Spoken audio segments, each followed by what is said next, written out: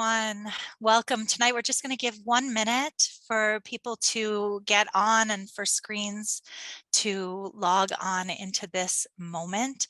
Want to let everybody know, as the Zoom has informed us, we are recording tonight. So if you would like to not be on the recording, you're welcome to turn your video off. You should be muted.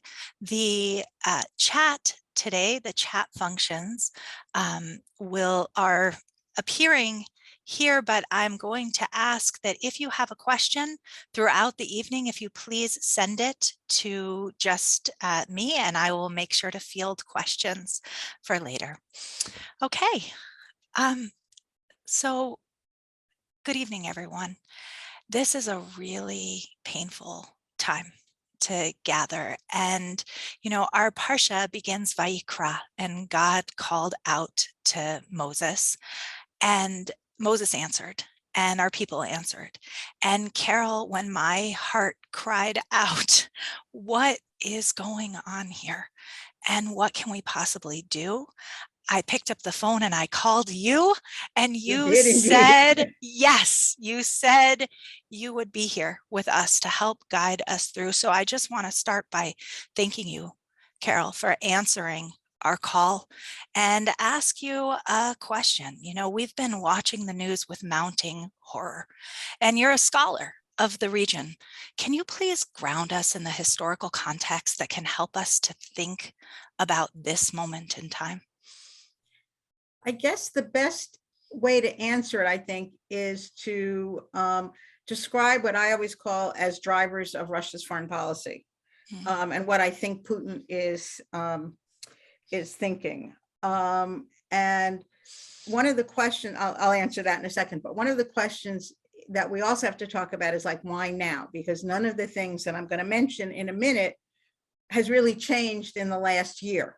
So why were there suddenly 190,000 troops on Ukraine's borders when there weren't a year ago or a year and a half ago? So I think that the first driver of Russian foreign policy and of Putin's policy, particularly towards Ukraine, is NATO expansion. Now, there are a lot of people, a lot of my colleagues who teach international relations think that that is the only reason that this is all happening. And I just don't buy that. I think it's a reason, but I'm not even sure it's the most important reason. So that's one. Another one is that Putin really has what I always describe to my students as a chip on his shoulder. Putin would like Russia to be treated as a great power, the same way the Soviet Union was treated as a great power during the Cold War. It was they and the United States, and we were the two biggies on the block, and nobody else really mattered. And when the Soviet Union collapsed, Russia lost that status. So I think that Putin genuinely feels that unless he holds sway, or unless Russia holds sway within what the Russians call the post-Soviet space, that Russia really can't be considered a great power anymore. And then there were a bunch of other reasons. I think there are some economic reasons.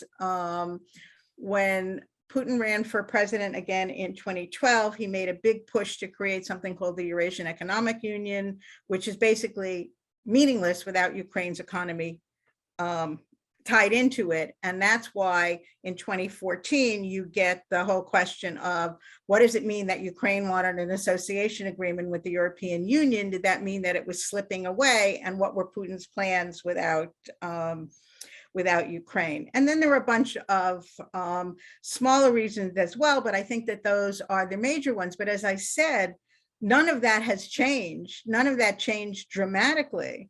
And then you get into this whole question of Putin allegedly saying to George W. Bush in 2008 and repeating it again most recently, well, Ukraine's sort of an artificial entity. It's not a real country.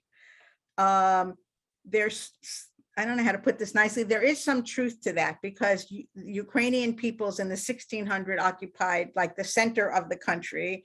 And gradually, as the Tsarist Empire expanded, more and more it became part of the Ukrainian territories. Part of it is the Pale of Settlement. A lot of our ancestors came from from that part of the world. The western part of the country around Lviv was added as a result of the Nazi-Soviet Pact in 1939. And then, of course, you get to Crimea, which was added to Ukrainian territory by Nikita Khrushchev in 1954 as a gift to celebrate the 300th anniversary of Ukrainian-Russian friendship. So that's how you get the current territorial map of Ukraine. But the Ukrainians really suffered in the 1920s and the 1930s in the as Stalin tried to collectivize agriculture throughout the Soviet Union. There was actually he actually created a famine within Ukraine, and something like 1 million people died of starvation. And that's why even when you get to World War II, and Michelle, you and I were just talking about this before, there's this episode where a number of Ukrainians collaborated with the Nazis as they marched into what was the Soviet Union, because it was a way of getting rid of the Russians. It wasn't because they were necessarily anti-Semitic, although many of them certainly were, and Ukraine has this very complex history, but it was sort of revenge for the Holodomor, as they call it, for the famine. And it was actually Ukraine, Russia, and Belarus who got together. The presidents of the three then Soviet republics got together in 1991 and dissolved the Soviet Union. So they were equal partners in getting rid of the Soviet Union. So it's kind of interesting that we have this up and back. The other last point, I don't mean to be too long-winded here. The other point that I would make is that in 2014, when the Russians occupied the Donbass, that area of Luhansk and Donetsk, and then Crimea, what was at issue, as I said before, was a Ukrainian agreement with the EU to become an associate, to have some kind of association agreement, which would have generated some freer trade and visa-free travel to the West. There never was any talk of any kind of military alliance. And if you look at public opinion polling in 2014, the average Ukrainian did not want Ukraine to join NATO.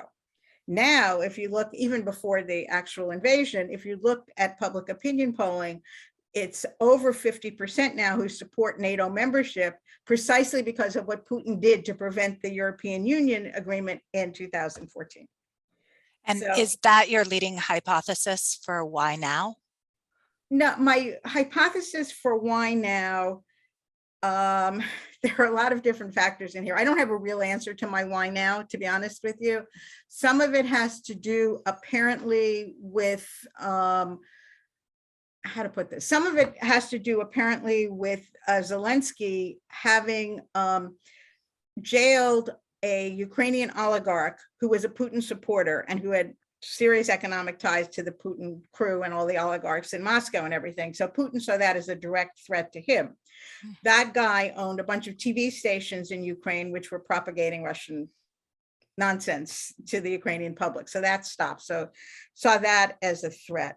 Another thing that was just apparently mentioned was that at some point, the British Foreign Secretary said something about, well, we have to stop all this because we don't want to get to World War III, which Putin took as, oh my God, they're going to give Ukraine nuclear weapons.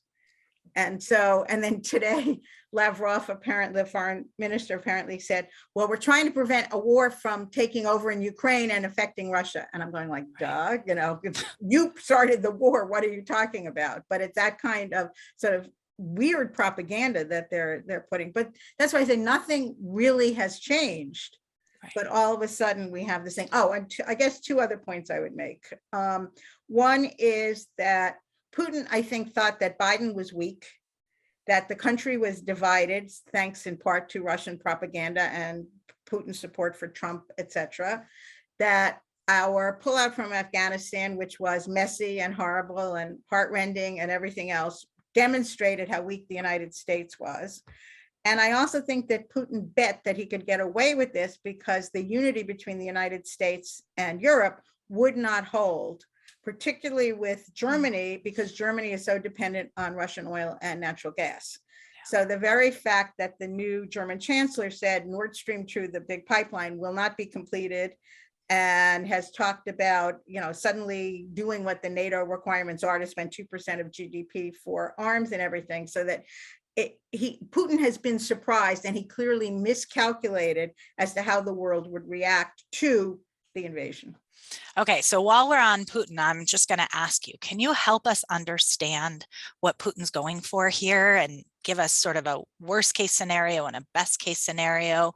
What's your own perspective of what the most likely case of where we might go from here is? Putin has been very overt and upfront about what his goals are. He wants to decapitate the government, get rid of Zelensky, put in some kind of a puppet government that would be beholden to Moscow, much like what is happening in Belarus.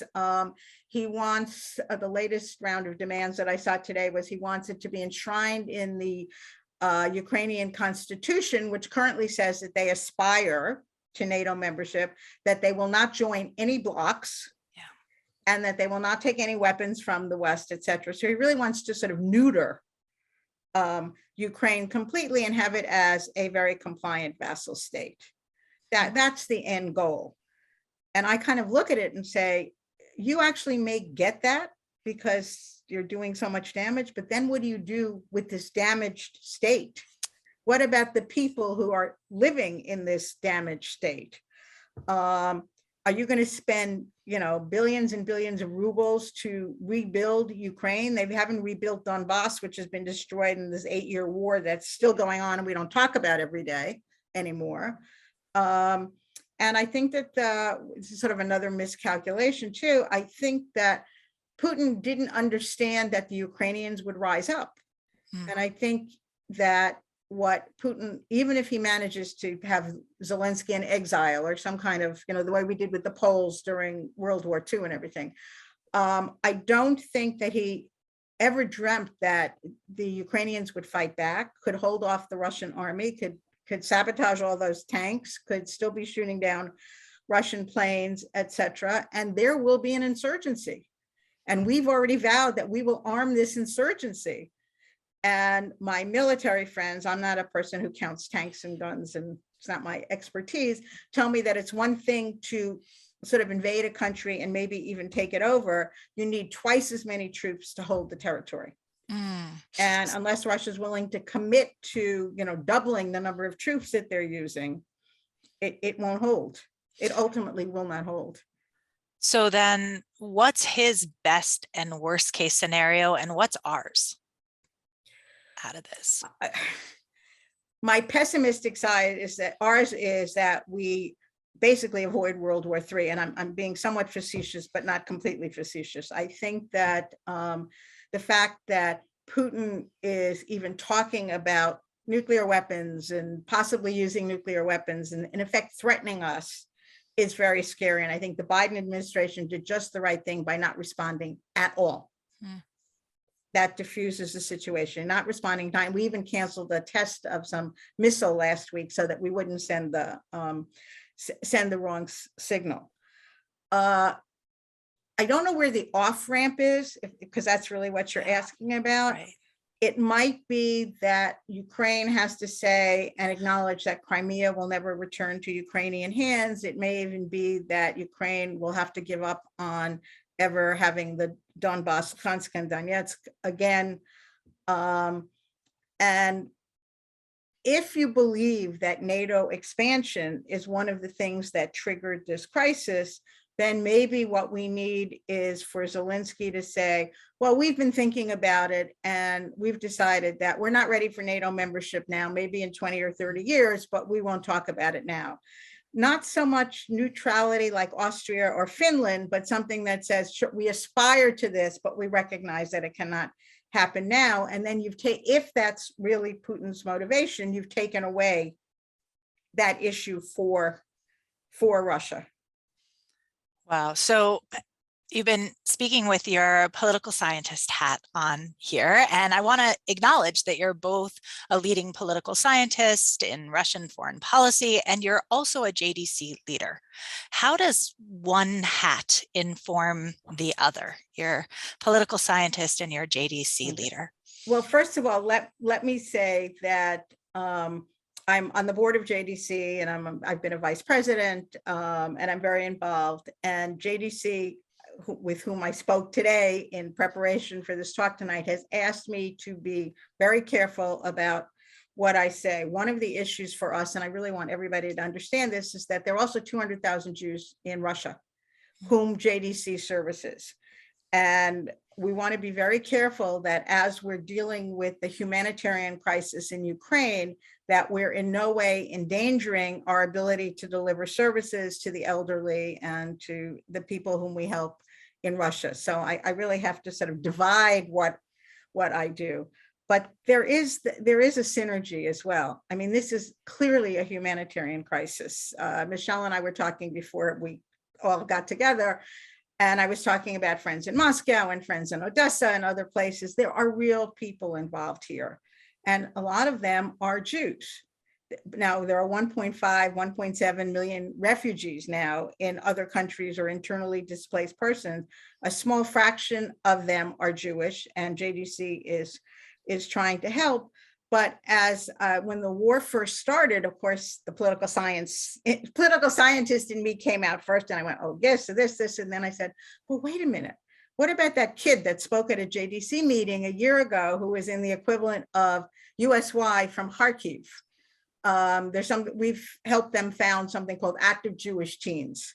It would be, as I said, USY or something like that. Where is she as they're bombing Kharkiv? Where is her family? What is she doing now? And that really gets to me. Or it looks like Odessa is probably the next city to be targeted by Russian attacks. And we have helped the community build a beautiful Jewish community center in Odessa. I've been there, and Odessa has this wonderful Jewish history. Shalom Aleichem, other Jewish writers, Isaac Babel, etc. The first time I was there, someone took me to a small museum, and one room was in the museum.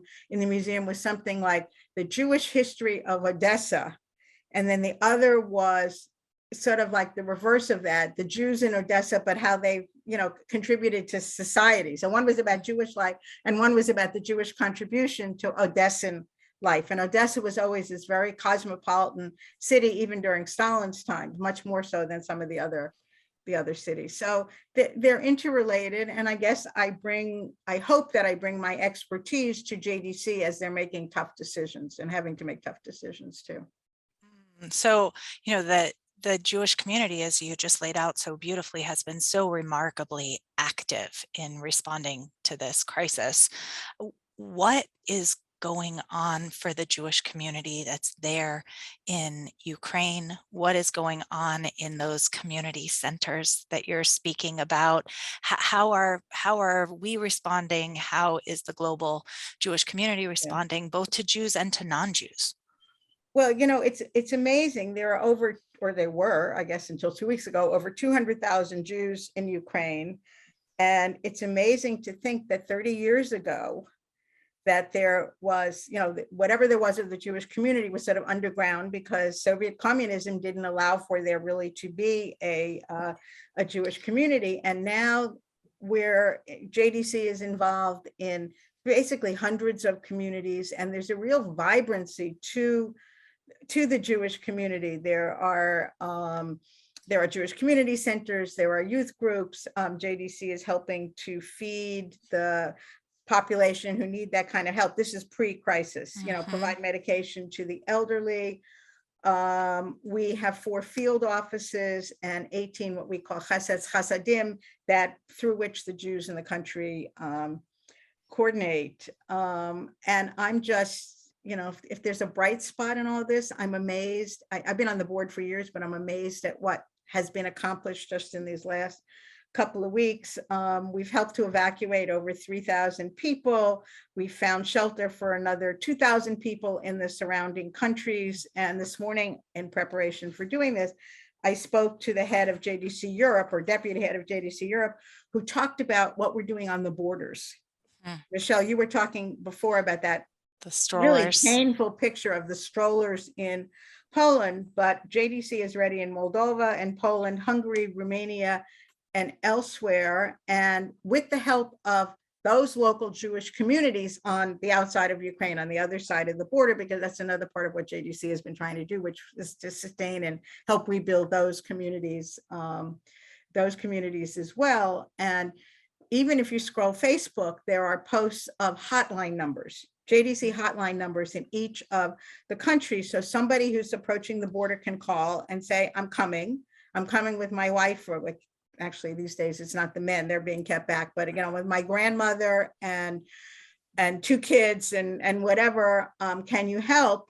And so we know when they're coming, and someone's there on the other side of the border to meet them, providing food, helping to find shelter.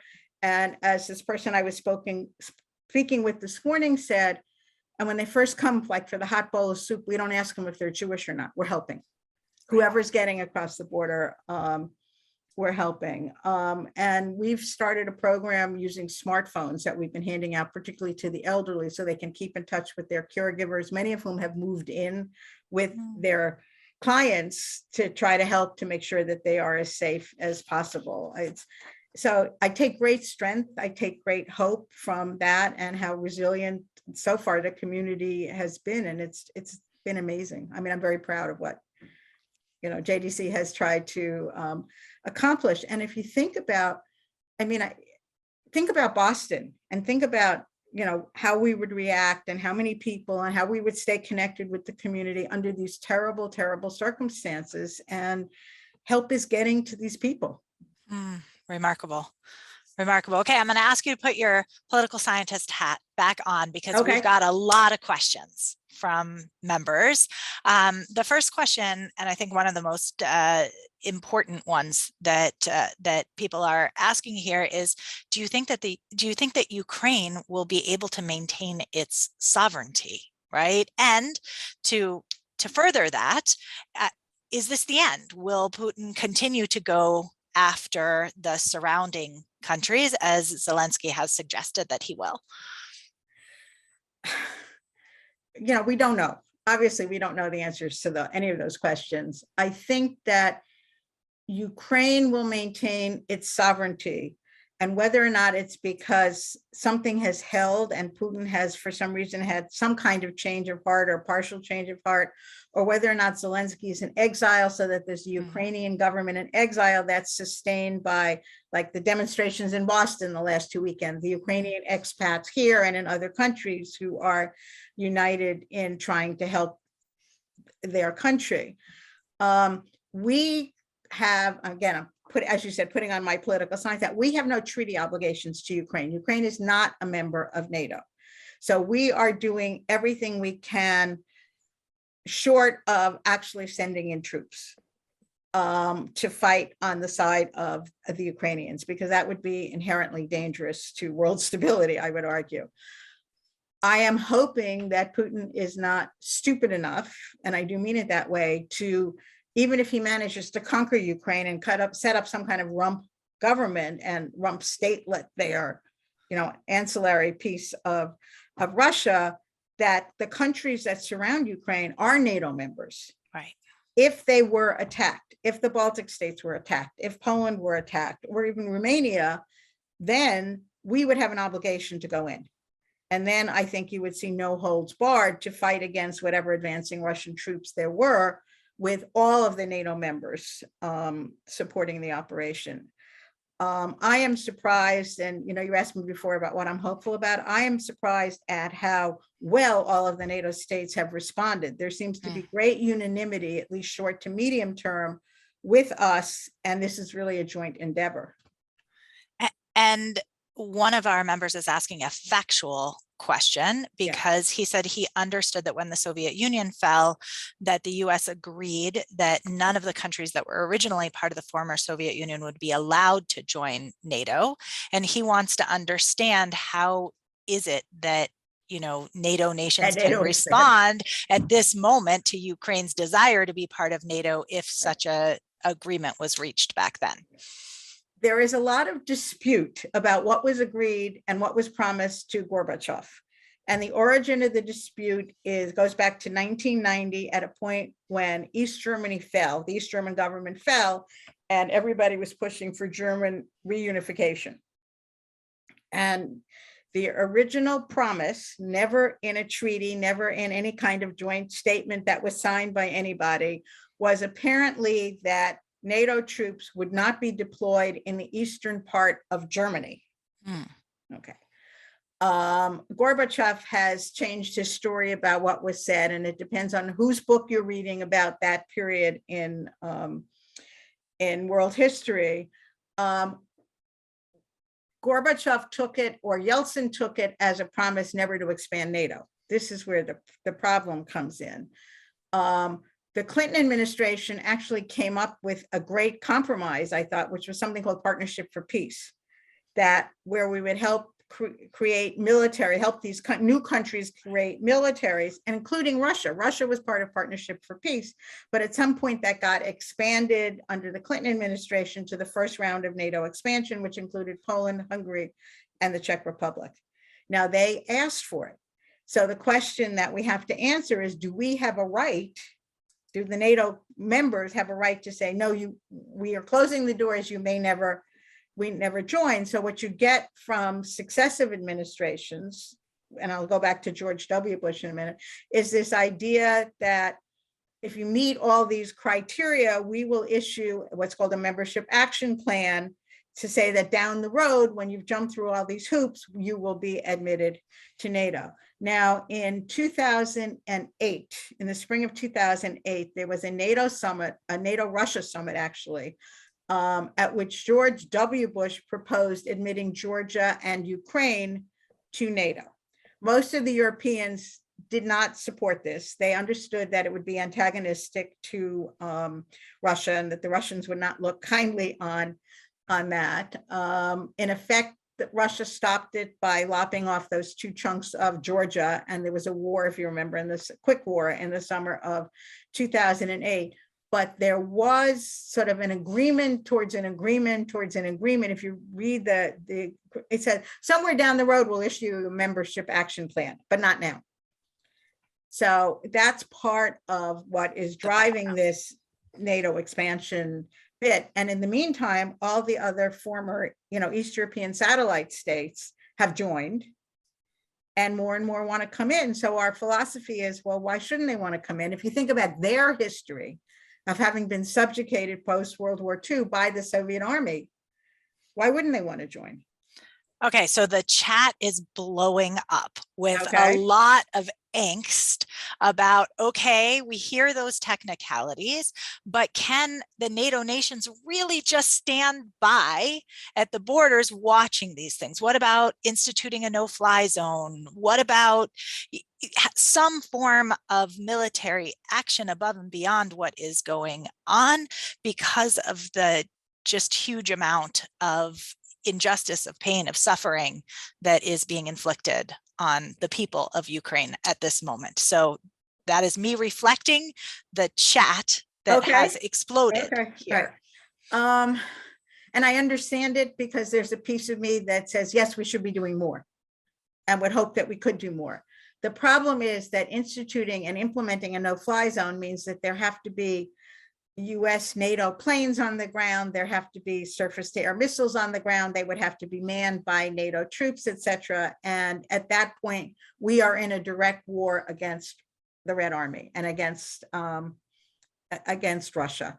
And this is exactly what we are trying to avoid. So we are doing, as I said before, everything short of that.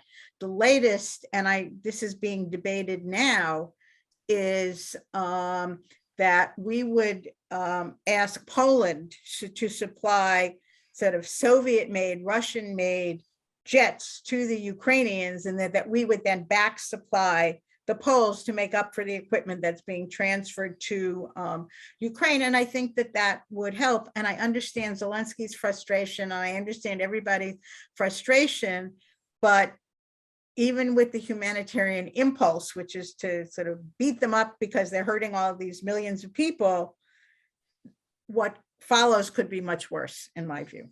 Okay, so that leads into a question which has also been asked repeatedly, both in the chat and in advance of this session, which is, right, how effective can sanctions actually be? Is it really possible to stop the Russian assault just with financial sanctions? At this point, the sanctions are punitive. They're not a deterrent. Biden kept saying, we will level sanctions such as you've never seen before if indeed you invade. And Putin said, so what? And the troops marched in. At this point, I actually do think that they're having some effect.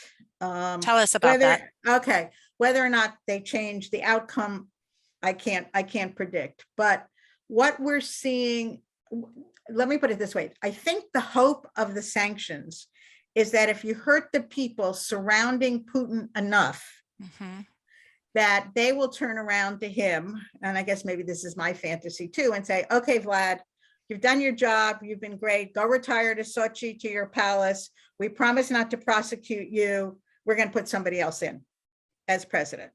Because these mega oligarchs, all of whom are really complicit in the Putin regime, are being sanctioned. They have lost their positions in the West. Their yachts are being seized. Their planes are being seized, and they're losing billions of dollars, literally. And among the people sanctioned are some officials who've also made money off of being close to Putin, like Dmitry Peskov, who's the Kremlin spokesman. I mean, all of these people are fabulously wealthy because of their proximity to power. So I think that that's one of the hopes of the sanctions. I have friends in Moscow who are going to be hurt by the sanctions, but they understand the sanctions and what they're trying to do. And I guess this is another thing that I take hope from, to answer your other question, that there have been people out on the streets every day demonstrating. They arrested 4,500 people yesterday, Sunday, in Russia, across Russia, for demonstrating, and that people are brave enough, when they could be subjected to 15 years in prison for demonstrating against the war, also gives me hope. So I think that certainly in the big cities, not out in the countryside, but certainly in the big cities, that people understand that we're trying to help, at least moderate end the war, moderate some of Putin's positions, if not eventually lead to deposing him. I mean, I would not have said what Lindsey Graham said last week about somebody needs to, take a gun and get rid of him, because that's not good foreign policy behavior. But I think that in some respects, that's one of the objectives.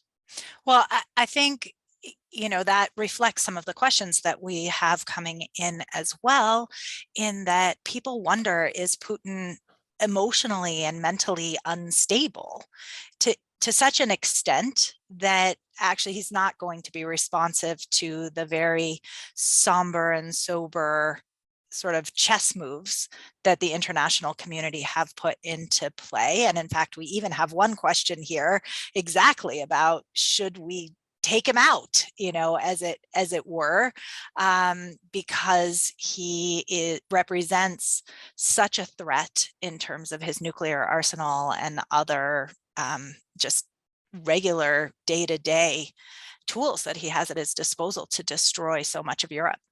I have a couple of different answers that probably contradict each other, because we really don't know the answers to any of these questions. One is that I think Putin is totally rational, but it's a different calculus from ours. And there are different assumptions about what he needs to stay in power. It's almost as if he is looking to recreate the Tsarist Empire, forget the Soviet Union, but going back to the Tsarist Empire. And as one of my historian friends quipped the other day, there are only 3 czars in history who were called the Great. Putin would like to be the 4th. He would like to be Vladimir the Great. And he sees retaking Ukraine as a stepping stone in that process, because after all, again, Ukraine was part of the Tsarist Empire for hundreds of years. On the other hand, there have been increasing doubts about his mental health. Let me put it that way. And again, we're separating my JDC hat from my, political science hat here.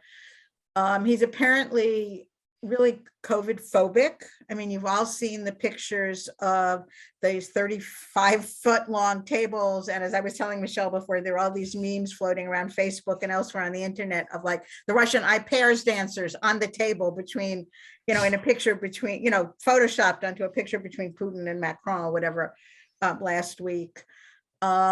He has been largely isolated for the last 2 years. He has not been in Moscow. He's been on his dacha outside of the city. If you look at him, all the pictures of him are with, a huge Zoom screen with hundreds of little squares on them. He's not meeting with anybody or with only very few people. And there were rumors that you had to be you had to quarantine and then be disinfected before you could go to see him. So isolation and seeing very few people means that you're not getting the information. You're not out on the street talking to your people, the people over whom you're ruling. And the people whom he apparently is still talking to are the old KGB hardliners, all his buddies from 30 plus years ago, who I think probably share his dream of recreating the Soviet Union. I don't mean communism, but recreating the holdover, that swath of territory. And I think that makes it very difficult. And then the other thing is, and it's typical of authoritarian regimes, it's who's going to tell the boss the bad news. Yeah. Who's going to be the general who's gutsy enough to say, Mr. President, sir, our war in Ukraine is not going very well. The tanks are all stuck in the mud. And we need to rethink how we're going to do this. Right. So there are a lot of different reasons in there that could, all of which lead to this situation where, as the title of a wonderful article on Foreign Affairs last week was called "The Bully in the Bubble," which to me said it all. This idea that this guy is operating, sort of winging it on his own with maybe a little bit of help, but he's totally isolated. So given that, I want to ask the sanction question again from a slightly different angle, right? If we're counting on the oligarchs or the people protesting in the street to rise up, and yet you've got the bully in the bubble, how likely is that to be effective? And how much of that is sort of an American European fantasy that such is going to part work? of it's my fantasy too. I think that the people on the streets, he doesn't care about. The oligarchs, I think he does care about, because they've been his main supporters. And when you have people that like Roman Abramovich, who is unfortunately Jewish in my view, but a guy who owned Chelsea United is selling the team. And those people have come out publicly against the war or calling for an immediate ceasefire and peace and stuff like that. And that has to redound to him. He has to hear that, because those are the people he would talk to if he were going to talk to anybody, whether by phone or Zoom or what have you. And if they begin to peel away and begin to reveal the corruption within Russia, then I think Putin himself would have to at least know that it's happening. Whether or not it actually changes his opinion, I don't think any of us can guess. Okay, so we have a lot of questions to follow that up about who might be a helpful arbiter here, who could help move the diplomatic conversations, such as they are, between Russia and Ukraine. Some suggestions are China. What role does Israel play? A lot of questions about what role does Israel play. But let's start with China and then move on to Israel. I would have done it the other way. It doesn't matter. China's a long story. For the moment, Erdogan and Bennett, Erdogan of Turkey and Bennett of Israel, have both tried to act as mediators. Whether or not Putin will ultimately listen to either of them, and Bennett's in a very interesting position, because while there's 1 million plus Russian Jews in Israel, so that's number one. He derives some of his support from that constituency.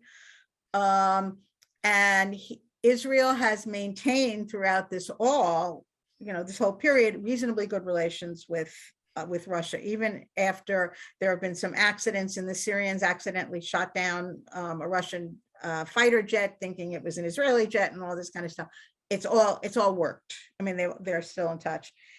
Erdogan is very interesting, because on the one hand, he's sort of broken ranks with NATO, and he's bought a Russian surface-to-air missiles, and he buys a lot of natural gas from Russia, at the same time as he has provided drone technology to Ukraine, which the Ukrainians are using against the Russian troops and the Russian tanks. So, but therefore he has a foot in both sides. And who knows? I mean, I don't know whether Putin would listen to either of them, or and Zelensky has talked to both Bennett and to Erdogan as well. The China question is a really interesting question, because on the one hand, they are new best friends. If you look at the statement, Putin was one of the few heads of state who went to the Beijing Olympics, and they issued that multi-page statement talking about their great friendship and everything. And thus far, all of China's public pronouncements have been, we're angry at NATO expansion. We support the Russian position on this, but they support the territorial integrity and sovereignty of all states. That's part of China's mantra. So how do you square supporting Putin against NATO expansion at the same time as you allegedly don't like the idea that one country has invaded another? I think ultimately China is going to have to be very, very cautious, because they are liable for what are called secondary sanctions. If China continues to trade as it has with Russia, those Chinese companies could be targeted as well by US and EU sanctions. China also has a huge stake in Ukraine, a huge economic stake in Ukraine, major multi-billion-dollar investment. Ukraine has signed on to the Chinese Belt and Road Initiative. China is looking to corner European markets and a number of things. And the last thing the Chinese want, if they're going to continue to build up their economy, would be to be sanctioned or thrown out of those European markets. So they're right now trying to sort of thread the needle and to navigate very carefully. I think the longer this goes on, the harder it's going to be for China to maintain its sort of pro-Russian but neutral position. Well, so it sounds like many countries are trying to thread the needle. Right. And so I want to ask you, another member has a question. What do you see as an end game, right? What does it look like? What will NATO's role be? What will US's role be in sort of both scenarios? If Russia ends up winning and the Ukrainian democratic government is no more, or if sort of we get the best case scenario that you could imagine? As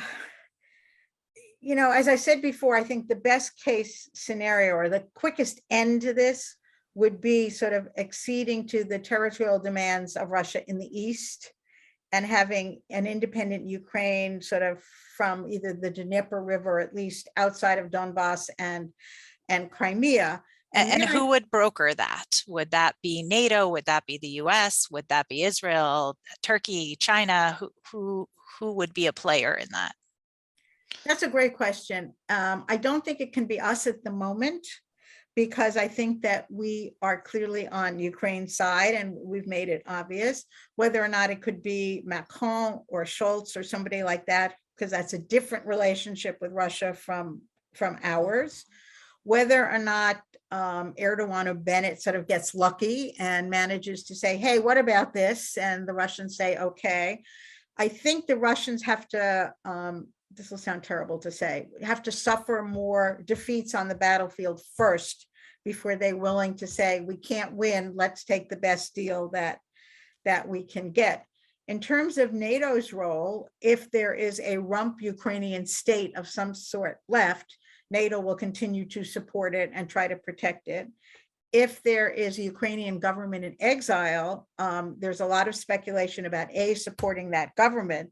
Again, much as we did in the Poles who were in London during World War II, but also supplying arms and everything to the insurgents, because none of my military expert friends or anything else can understand how Russia thinks it can put in a puppet government and occupy the territory of Ukraine. There are 44 million Ukrainian citizens. It is a huge country. It's one of the largest countries in Europe. I mean, it's not like chopping up Georgia was one thing in 2008. This is a very different scenario from that, and because of its size and wealth and everything. So NATO would remain involved, and the European Union would remain involved in everything in either scenario.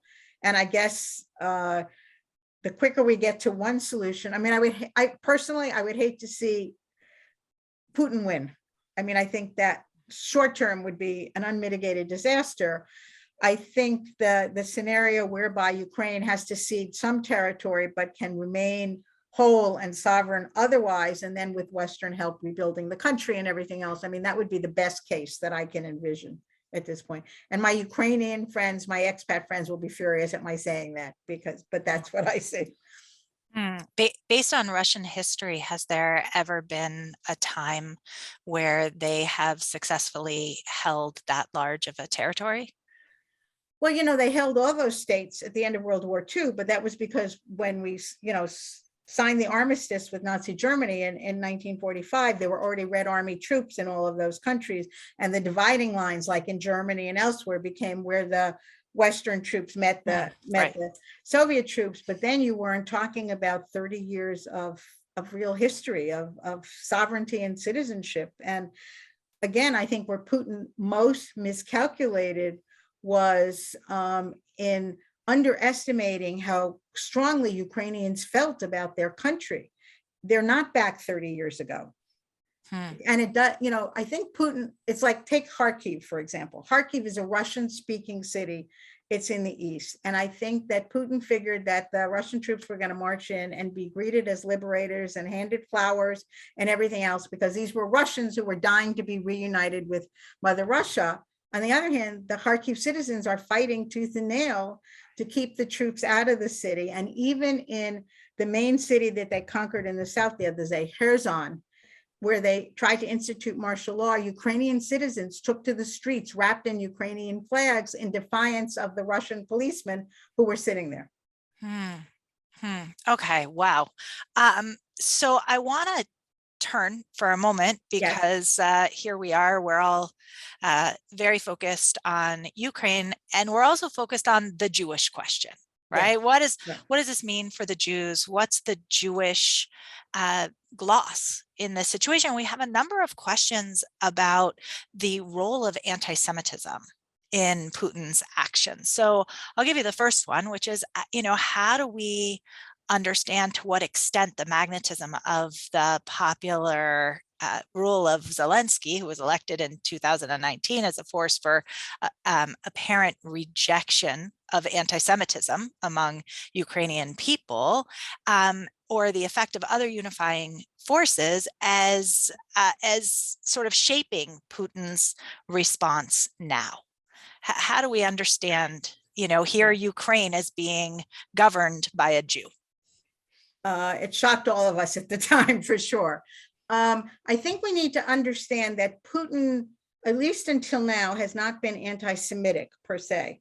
The story, maybe apocryphal, is that his mother remarried and had an abusive stepfather, and some little Jewish lady, babushka, at the end of the hall kind of took him in.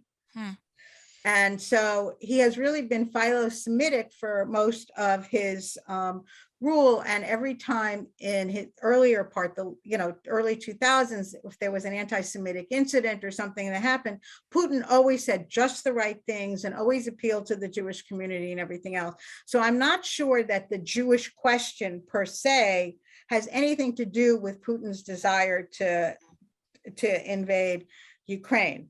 Now, Ukraine, as I said before, has in effect a sort of a tortured history when it comes to the Jewish population of its country. Zelensky's kind of an accidental president. I mean, when he ran, he was a comedian. He played a president on TV, and he ran and he won. And he seems to have grown into that role, sometimes using his Jewishness to appeal both to Jews around the world. He had a meeting today or yesterday with the President's Conference, looking for more Jewish support, looking for Israeli support, etc. So he's playing on that. But again, at the moment, anyhow, there's no anti-Semitism that seems to be playing a political role. And if anything, as I said, he's trying to use that to appeal to Jews around the world. His popularity and his charisma and his bravery, frankly, have shocked everybody. At the beginning, I thought he was the wrong person in the wrong place at the wrong time. And yet he has really unified the country. And there doesn't seem to be pushback against him because he's Jewish.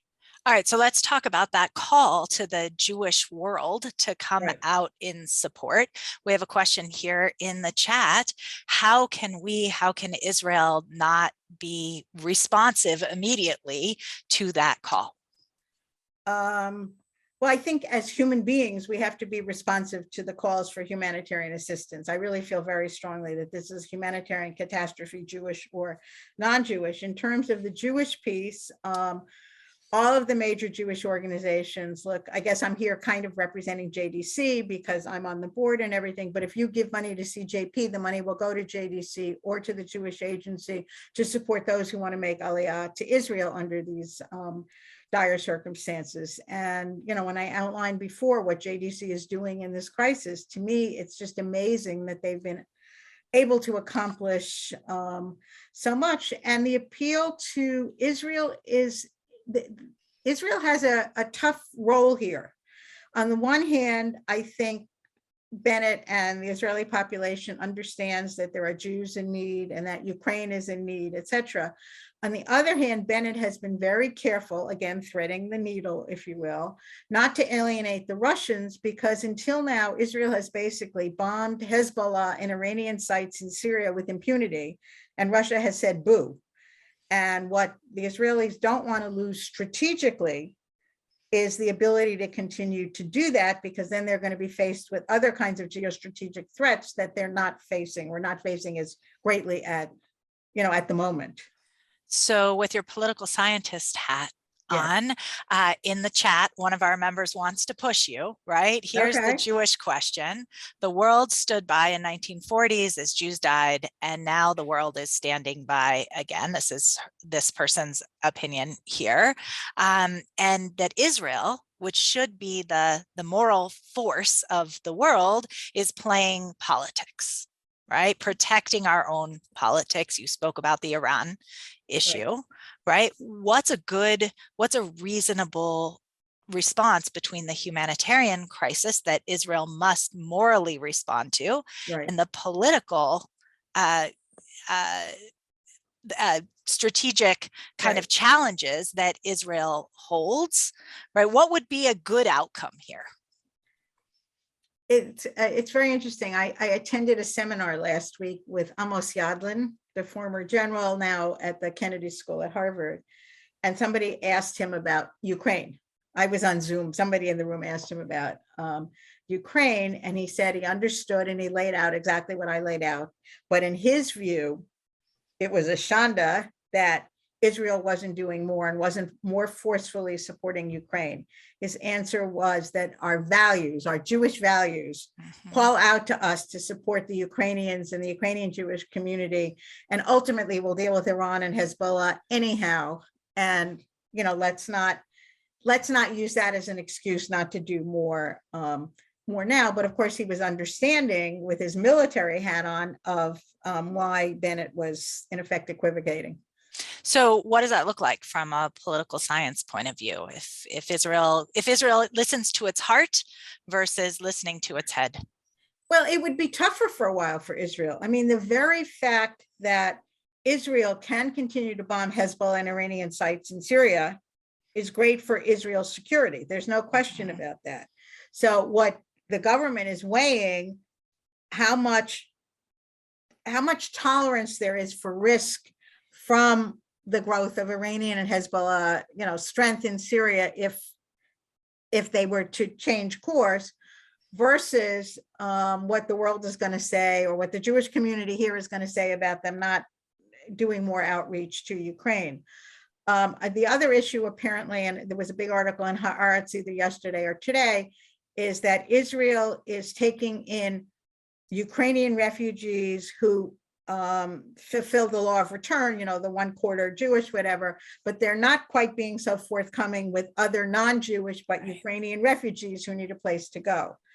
I know what I would answer personally. I guess I'm with Yadlin that we need to do the humanitarian Jewish values thing and not the strategic thing. But again, they're trying really hard to sort of keep everything in balance. And there are these two imperatives on the Israeli government at the moment. I do get it.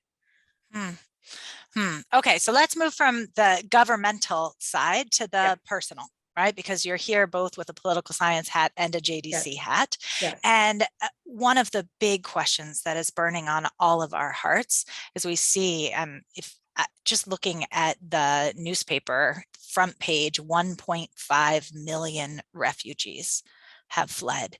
We see those pictures, like the picture at the train station with Right. strollers lined up awaiting refugees Right. coming.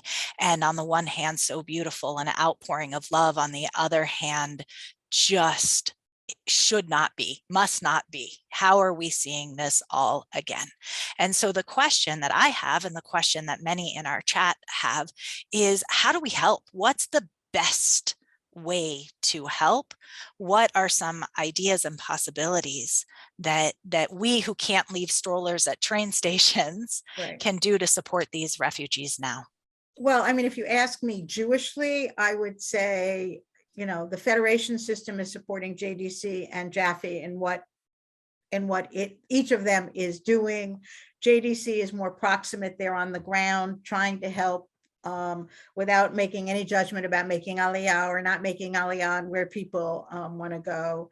Obviously, the Jewish Agency, as I just said, is if people want to make Aliyah, they're there to help and everything else. In terms of, just the general humanitarian crisis, the Red Cross, all these organizations. And if you look, you see HIAS is involved. I mean, all kinds of both Jewish and non-Jewish organizations are trying to do whatever they can to help these people, because as you said, our hearts go out to these people who have lost everything and who are taking their cats and their dogs and their kids in the hand in one tote bag and crowding. There was a picture today of I think it was the Kharkov train station, of just hordes and hordes of people crowding to get on a train. And you understand it.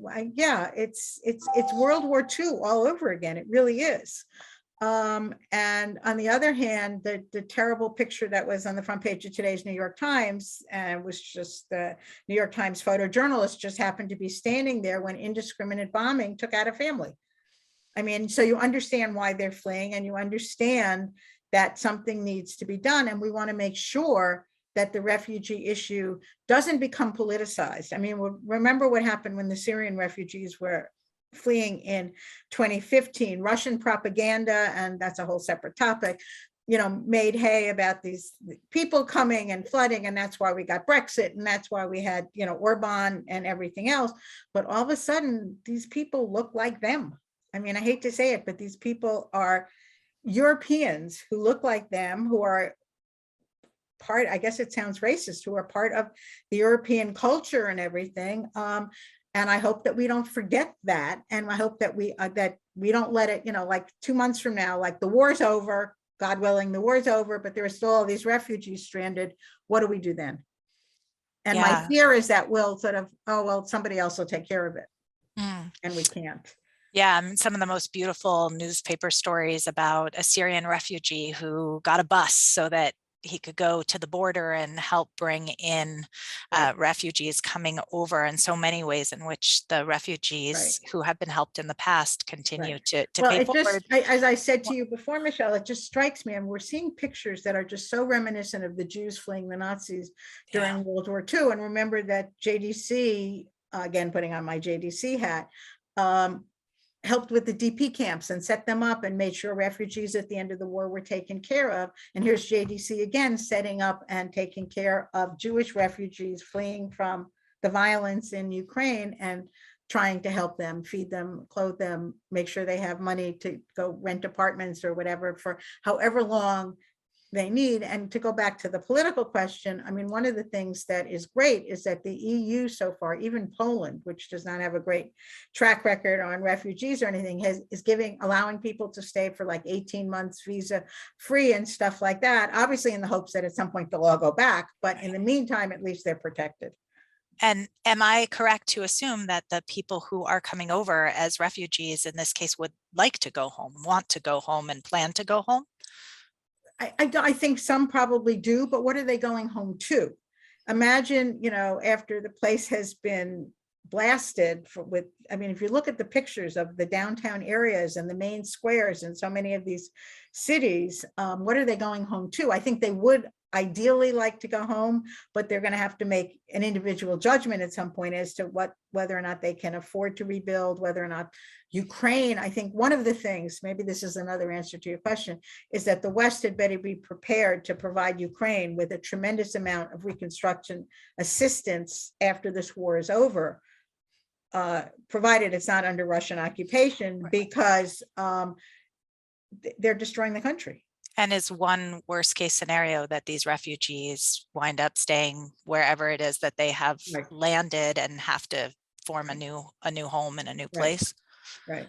That will require a tremendous amount of assistance. So one of the questions about assistance, so you've given us JDC, you've given us to donate to CJP, Right. And other organizations that are secular. One person asked, there are people booking Airbnbs in the Ukraine. What's your thought? What's JDC's thought on, is that a good idea? I don't know a lot about that, but apparently it's a really good way to get money into people's hands so that they can help other people. If you book an Airbnb without intention of ever staying there, you're paying the host, who can then use the money, hopefully, to help people or help himself even feed his family or whatever under these terrible circumstances. But there are ads all over the place now about booking. I mean, somebody thought that up and it's taken off. It's gone viral. Yes. So one last question with your political scientist hat on. Yes. What can an average American do in this situation if we want to make political change? Political change where? So let's say, let's start that's a very with open question. Good question. I tried to make it very open. So let's start with, we want our country to influence Russia in such a way that we get the best case scenario and not the worst case scenario. And then we have a number of comments in the chat of people who would like for our country to be taking a more active role, for Israel to be taking a more active role. What does an average citizen do? I don't really have a great answer to that. I think one of the things that we as citizens of the US have to recognize is that it's going to cost us to do some of the things that would really increase the pressure on Putin. Like if we stop buying Russian oil, it's only 5% of the oil that we use, but gas prices will go even higher. So are we willing to tolerate that?